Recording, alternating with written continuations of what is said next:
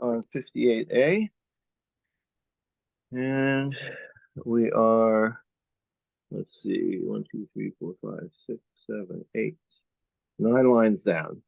And we had been discussing things that are prohibited from benefit and therefore have no value and cannot be used for Kiddushin, cannot be used to marry.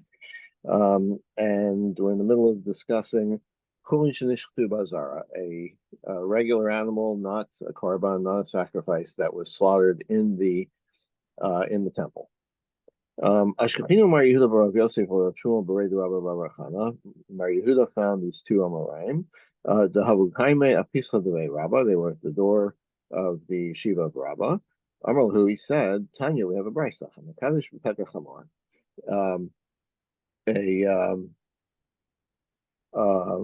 A person who makes Kiddushin, who marries a woman with the firstborn of a donkey, which we've covered already, or with mixed with meat and milk, or regular meat that was slaughtered in the temple. Rabbi Shimon Omer Mekudeshes. Rabbi Shimon says it's okay. These things have value, but Chachamim Omrim Ein Mekudeshes. These things have no value, no Kiddushin. Alma, so we see so we see that, okay, so I accept that chulin shenishchadu bazar is prohibited, but apparently, according to Rabbi Shimon, that must be only rabbinic, because if he says it's okay to use it for kiddushin, then it must have value, which means that you have some right in its usage. Raminu, but I'll ask you a contradictory statement of Rabbi Shimon. Rabbi Shimon, chulin shenishchadu bazar yisarfu. Rabbi Shimon says that chulin shenishchadu bazar should be burned. Also an undomesticated animal, that like a deer that is slaughtered in the azara. Undomesticated animals are not eligible for sacrifices. So same rule: if one was slaughtered in the azara, in the temple, it has to be burned. So why does that have to be burned? Okay, it's an Easter Drabanan, right? But it doesn't mean that it is burning is something you do when something is completely forbidden. Ishtaku, they had no answer. Also coming to Rabba, so you recall they were standing at the door, the entrance to the yeshiva of Rabba. So you go ask Rabba, go ask the Rosh Yeshiva. Amalu, he said, Palgo Okminchi.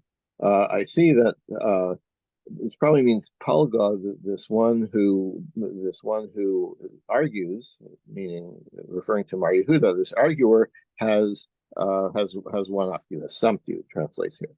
There's no contradiction, because when Rabbi Shimon says you can use this for kiddushin, what are we talking about?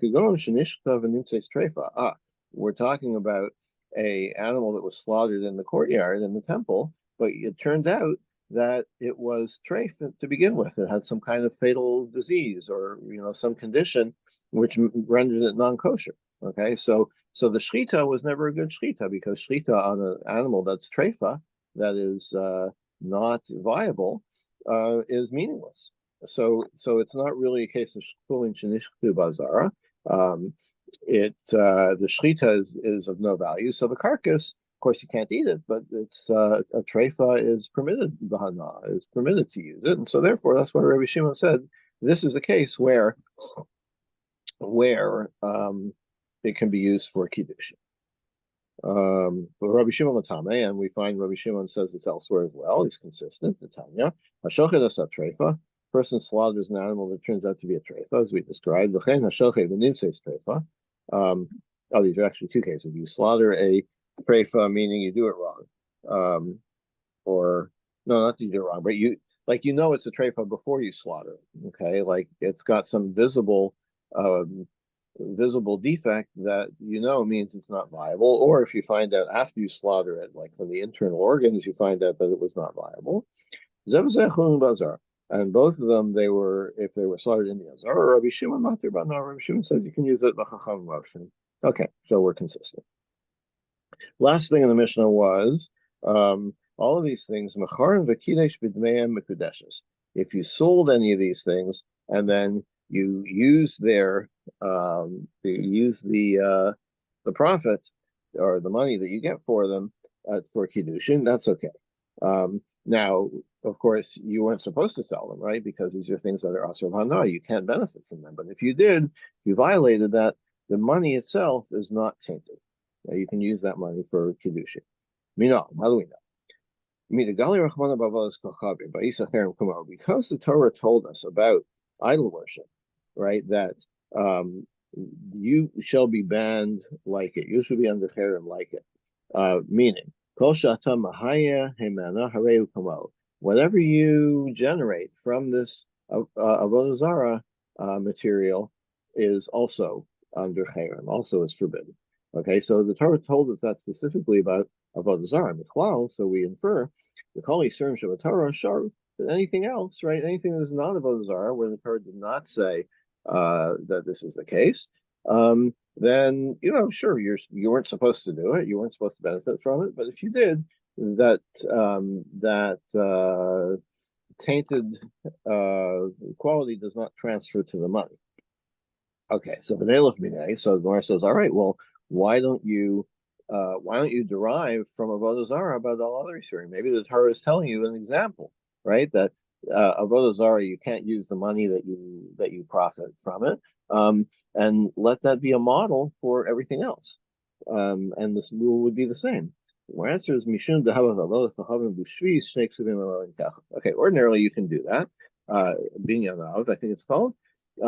But when you have two examples of the same thing in the Torah, then that's clearly not meant to be a general rule. That's clearly meant to apply only to the specifics, and that's called shnei ksuvim aloin kacha. Two verses, two texts which instantiate the same rule. And what are the two? Avodah zarah we saw already, and shvis. We'll see in a minute.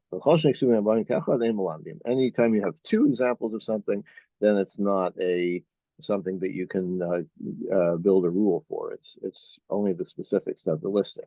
So we already saw the verse that teaches us this about avodas kachavim, about idol worship, that it transfers to the money. Shvis mahi. What is about shvis? Where do we get that from? The Torah says, Yovel hi kodesh tielachem. When it talks about shvis and Yovel, it says it's Yovel, it's the Jubilee year. It should be holy, right? So Shemitah is referred to as holy. Ma kodesh tofes dama, v'shvis tofes dama. Just as when you have something in the temple, so a sacrifice, and you're not supposed to redeem it, and you do redeem it, or no, even if you're allowed to redeem it, when you redeem it, the money, the kodesh quality, the sanctity transfers to the money. Shvis still passes still now. Same thing with shvis. In other words, you're not supposed to do business with it, and if you do, the money retains that prohibition. So you have two things in which this is the case, and so that implies that any other case where the Torah doesn't list this is it's not the case, and the money is okay. So now the Gemara says, "Yima kodesh tofes es dama v'yosei."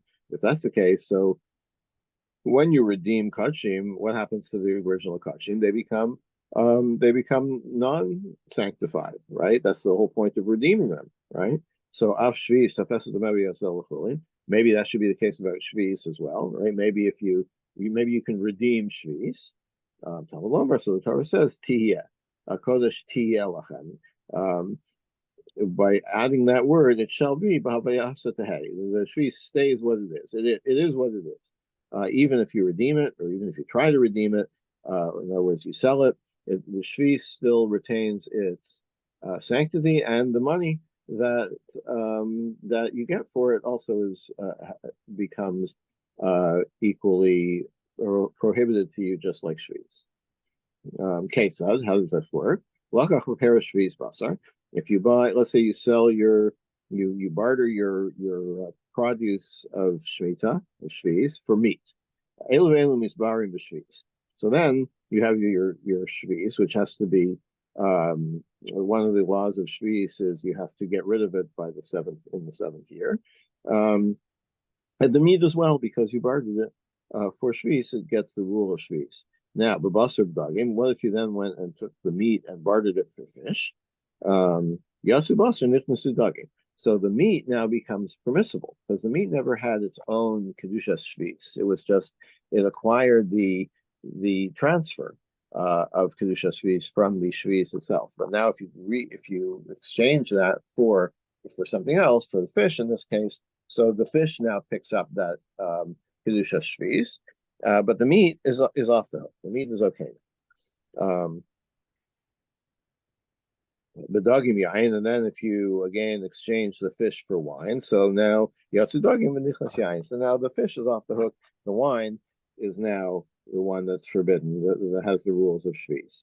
B'yayin shemen, and then if you continue and you exchange that wine for oil, yatsu yain nichas shemen. The wine is off the hook. The oil is forbidden.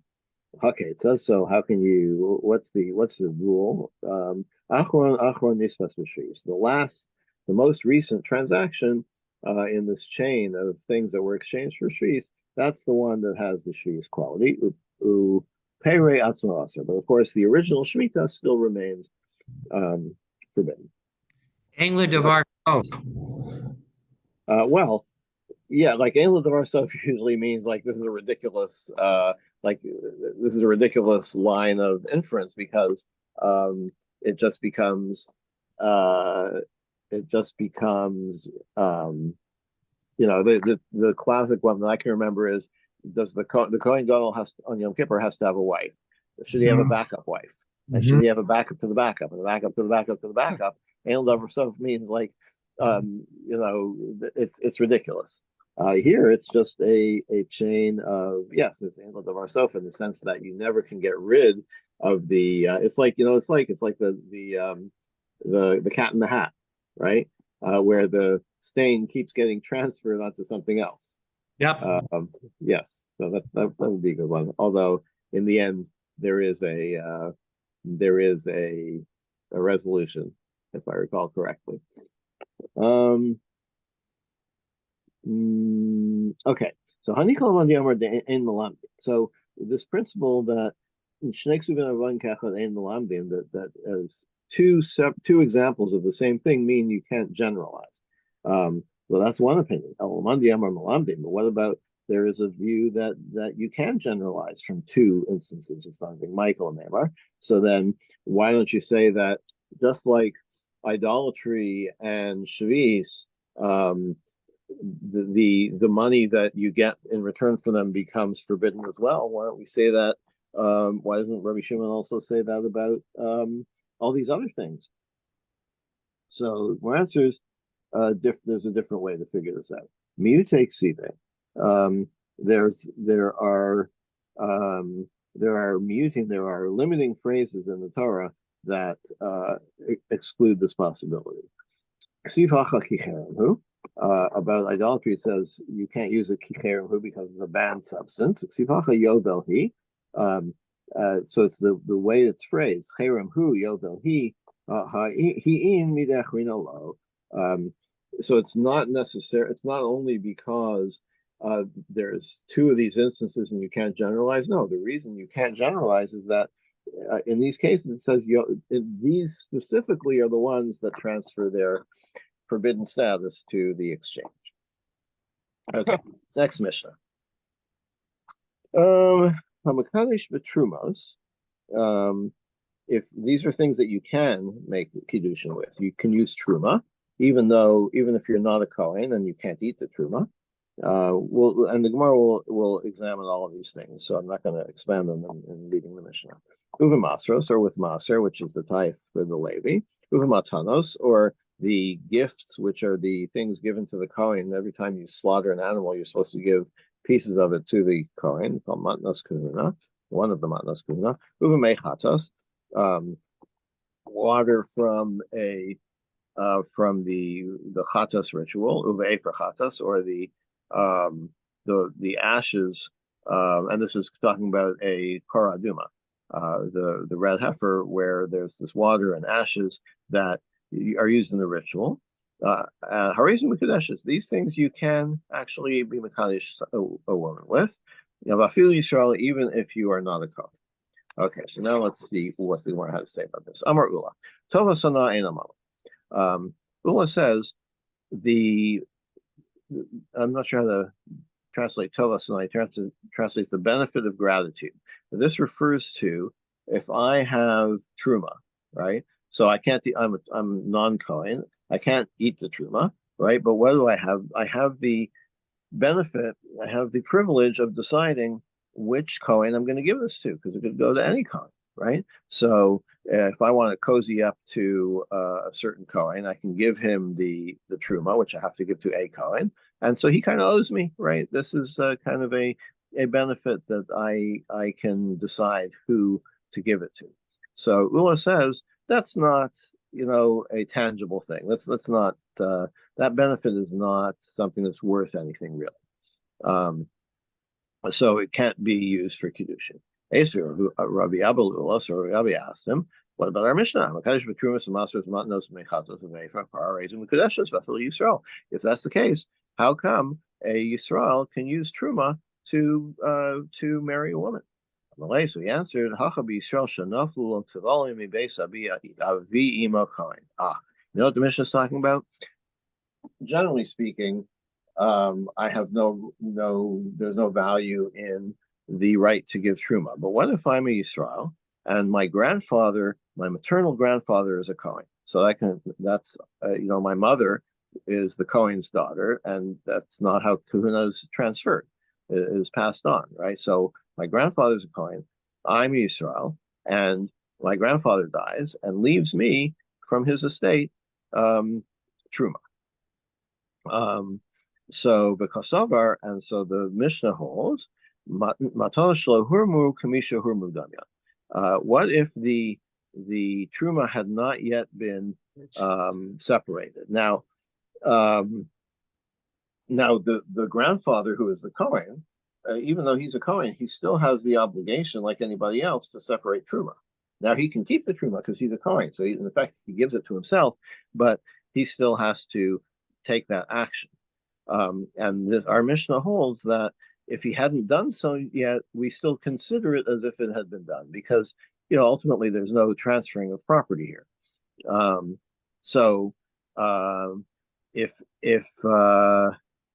so this is so the question is, can I in this inheritance can I inherit this? Can I use it? And the answer is, if you say that it's as if he had already taken truma from it, then it's okay to eat the rest. Okay, and that is what is meant in our Mishnah by you can use truma. You can't use just any old truma, but only in the specific case of truma that hadn't really been taken yet. But in this unusual circumstance, it's deemed to have been taken out of the produce that you inherit. Okay, let's go back to the question of this benefit of being able to choose which coin you give truma to. Does that have value or not? Amalei answered, and you saw we have a Mishnah, our Mishnah. Hamakadosh b'trumas u'masros u'matnos u'meichatos ve'chapara harezu v'kudeshes v'afil Yisrael. The Mishnah says if you use truma for Kiddushin, even if you're a non-Kohen, it's okay. So doesn't that imply that this Tova Sana is of value? Amalei, so he said, the Lavu Kimna B'Yisrael Shenachol Tvolim Beis Avi Ima Kohen. Didn't you just learn the Gemara that we just learned? That we're not talking in general. The benefit the value we're talking about is not the Tova Sana. No, it's not the benefit of who you can give it to. We're talking specifically in this case of Yisrael who can use truma, even though truma hasn't really been taken from it. We deem it to have been done so in the case of the inheritance. Amalei hutza. So Rav Huna says to him, "You are hutza," okay, which he took to mean you're like outside your mind, right? You're outside of the tradition. From hotzei yatsa, right, the root. Ifsaf, and he was embarrassed. Husa var mishmato kamarle. He thought that he means like you're outside the tradition. Amalei, but Rav Huna said to him, "No, that's not what I meant. Haki coming. This is what I meant. Rav Asi the Hutzal kai kavasech. Hutzal. It was a reference to Hutzal, this place where Rav Asi came from, who um, who agreed with him, right? Who understood the mission in this way. Okay, little story. Nemaka tonight. Maybe this idea of Tovas Hana, whether it is of value or not, maybe it's a Tanaic dispute. The Brisa says, "Hagonev tivlo shel chavero." Person steals tevel. Tevel is produce from which you have not yet separated truma maser. V'shalom lo devei tivlo shel chavero. He has to pay the full value.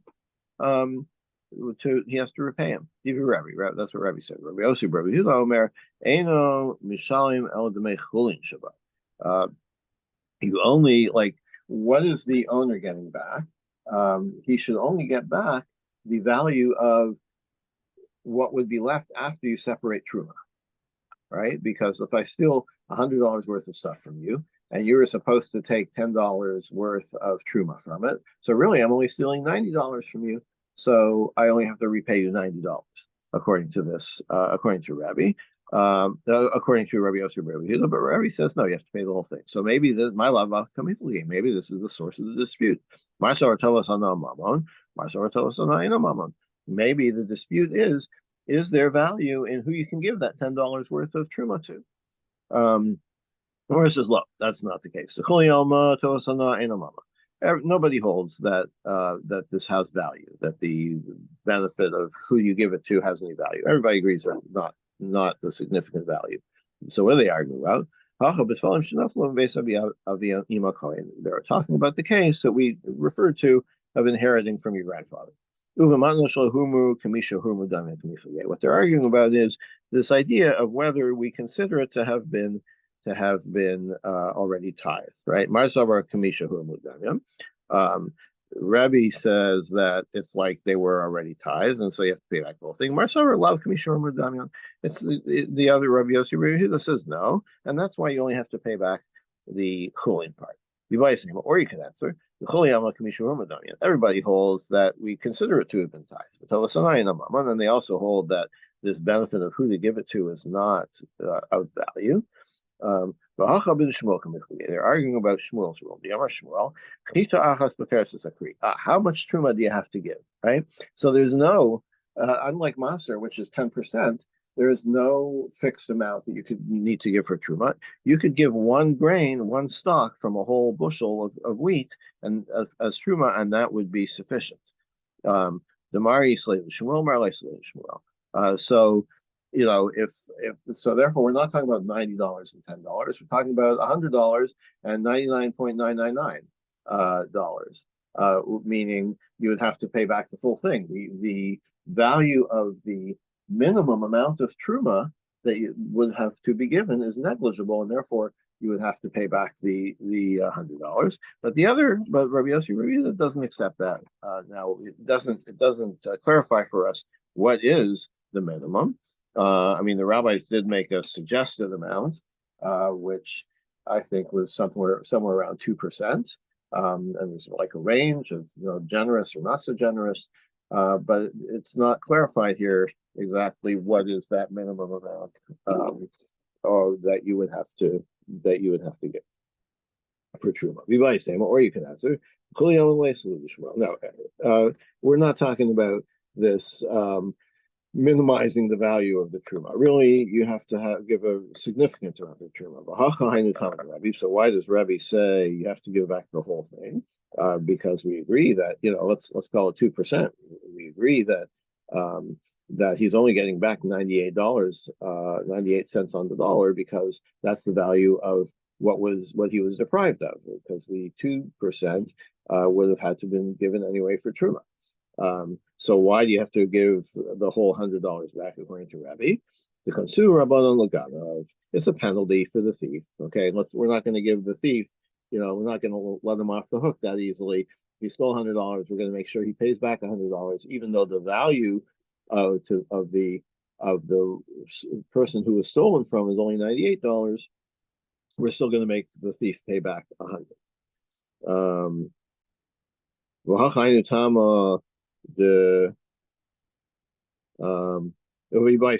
you could say no, you could say the other way around, that everybody agrees that the amount of truma is negligible that he would have to give. So really, you have to pay back the whole $100. So why does Rabbi Yossi Rabbi Huda say only pay $98?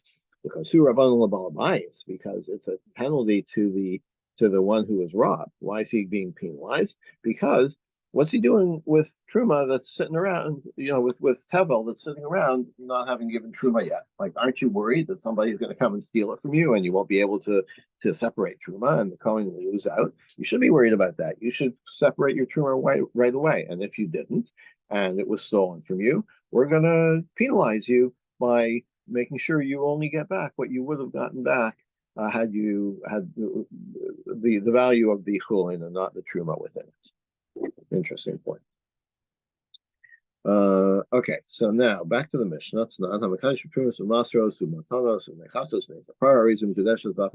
All these things in the Mishnah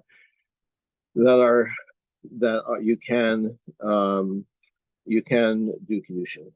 Raminu, but here's a contradiction. Hanotel Sachar Ladun Dinav.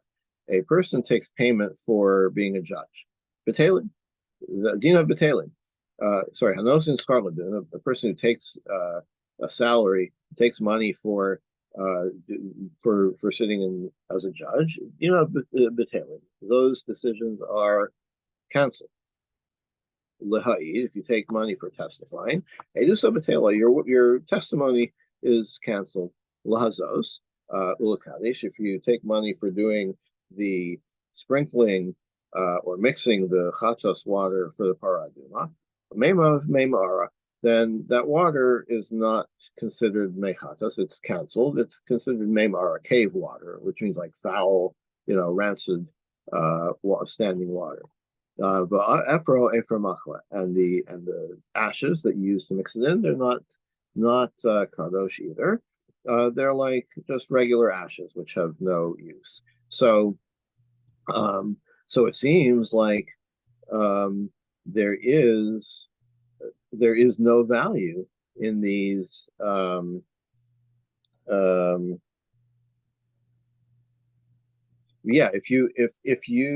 if you get value from the paraduma water, right, from the mechatas, if you get value from it, then that value is canceled. So doesn't this indicate that there is no value in chatas water? There's nothing you can have from it. Obviously, you can't use it like to drink or whatever, but you can't even use it to get paid for. Rabbi Lokasha, Rabbi says no problem. Kan b'schar hava u'miloi. We're not talking about, when we say it has value, we're not talking about when you got paid for the water. You got paid for your trouble, for you, like you had to get up early in the morning and you had to walk out to the well, and this is similar to the dodge about can you get paid for teaching Torah? You're not supposed to be paid for teaching Torah, but you have schar batala, you have to go to school, you have to be recommended. There's like things around the actual teaching which you can be compensated for. Here too, there are things around the actual water you can be compensated for, and the water itself is still in its place. And so that money, that value, is you can use for Kiddushin. You can also see a linguistic difference, because in the case of the Mishnah, it says para, and in the other brisa it says it's a verb, right? You took money to sprinkle it and to do the sprinkling and to do the mixing. So it indicates it indicates that it's not the water itself that has value, it's the labor that goes into preparing it. That's where the value is. Okay, now we'll do the first Mishnah of the next chapter. And then on the issue of paid testimony. Yes, expert witnesses routinely get paid to testify. Yeah, I in secular courts, I on a couple occasions have been asked to be a paid expert witness, and even before I ever read this Gemara, I never accepted them. It felt weird. Yeah, and that's the subject of many TV dramas. Is like you find an expert witness, but like, can you really rely on them because they're being paid to say what they're saying, right? Yeah. Or I mean, it feels not necessarily being paid to say what they're saying, but it feels that way, right? It feels like if yeah, you're paying me, you're influencing me, and that's why clearly why a judge can't be paid either, because, well, depends if it's paid out of the public coffers, maybe. yeah, Uh, which is what we but do today. yeah, Uh, um, court. oh yeah, I'm not sure about that. What if you're paid by a third party? I mean, you can still see where there's, where influence can be brought to bear, right? Like, okay, Yeah. Yeah, if I'm ever going to be an expert witness, I'll pay my own way. okay, good for you. I Yeah. support, I support that. Yeah. Okay, let's just do the first Mishnah of the next parak, and then David will pick it up in the Gemara tomorrow. Omer l'chavera, seva kadesh li'isha plunks. You appoint an agent to go and marry a woman on your behalf. V'halach v'kisha li'atzmo. Now the agent goes and he doesn't use the ring that you gave him. He's like, you know what? Here's an eligible woman. I'm going to marry her myself. Because that's just Lashani. So whatever the agent did, like he married her for himself. That's what's effective. What if you say to a woman, here's a ring, and the marriage will take effect in 30 days. 30 days from now, this ring is yours, and we'll be married. Before the 30 days was up, somebody else came and married her. The second guy is the one who wins the prize. Bas Yisrael Cohen, and in these cases, so how how married she is? She's so married that if it was a a non-Kohen woman who was married in this way to a Kohen, Tochel Truma, she can eat Truma as a member of his household. What if I say to a woman, you're married to me from now and from after 30 days, which is unclear what that means, and the Gemara will kind of parse this out. And then somebody else comes before the 30 days is up. Then Mikudeshas ve'ena Mikudeshas. Then it's like we're in doubt. We don't know who's again. We have to understand what this Mikan Ulachar Shloshim Yom means. The Gemara will get into it. But if it's unclear, was she married by the first guy, or and if so, the second Kiddushin is meaningless, or was she not married yet to the first guy, and if so, the second marriage is meaningful, then so she's in a limbo state, or you have to consider her to be married possibly to each of them, and so she needs a divorce basically from each of them. And then in that case, Bas Yisrael Cohen, Bas Cohen Yisrael, and then in that case, if there's a Cohen situation here, Lo Tachel B'Truma, then she cannot eat Truma. She's not considered a member of the husband's, either of the husband's household, and she's not even considered a member of her father's household anymore because she may be married, so she can't eat anybody's Truma. Okay, so we'll leave it here for David to puzzle out what all these things are, what we're talking about. Yasha Have a good day, everybody.